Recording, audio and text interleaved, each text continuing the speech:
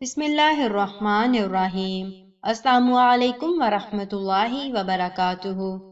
اصل رزق تو یہی ہے۔ ایک ٹیکسی ڈرائیور نے فٹ پاتھ پہ بوجھل قدم اٹھاتے بوڑھے کو دیکھ کر بریک لگائی، پوچھا کہاں جاؤ گے؟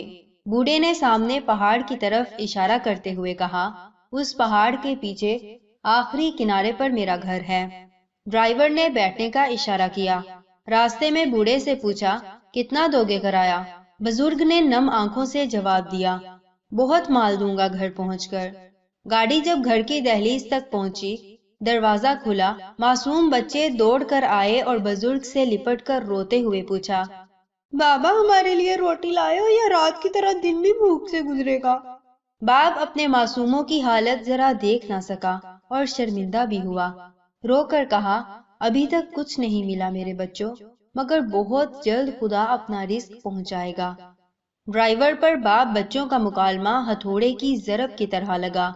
ہوٹل پہ آیا، بھوکے بچوں کا کھانا لیا، جا کر معصوموں کے سامنے رکھا۔ اتنی بھوک تھی کہ سیکنڈوں میں وہ روٹی کھا گئے۔ پھر اسی نیت سے ڈرائیور خاموشی سے شہر کی طرف چل دیا کہ ان بھوکوں کی آگ بجھا دوں۔ اچانک سامنے سیاح ملے، کہنے لگے ہمیں ایئرپورٹ پہنچا دیں۔ انہوں نے بغیر پوچھے اس کا کرایہ 100 دینار دیا، حالانکہ اتنی مسافت کے صرف 20 دینار بنتے تھے۔ واپسی میں ایک سواری ملی، انہوں نے بھی 100 دینار دیا۔ اب ڈرائیور مزدوری لے کر بازار گیا اور اس بزرگ کے بچوں کے لیے روٹی اور کھانے کی کچھ اشیاء لے کر سیدھا ان بچوں تک پہنچا۔ میرے بھائی، میرے رب نے تیری وجہ سے یہ رزق چند لمحوں میں مجھے دیا ہے، اپنا حصہ اپنے پاس رکھ۔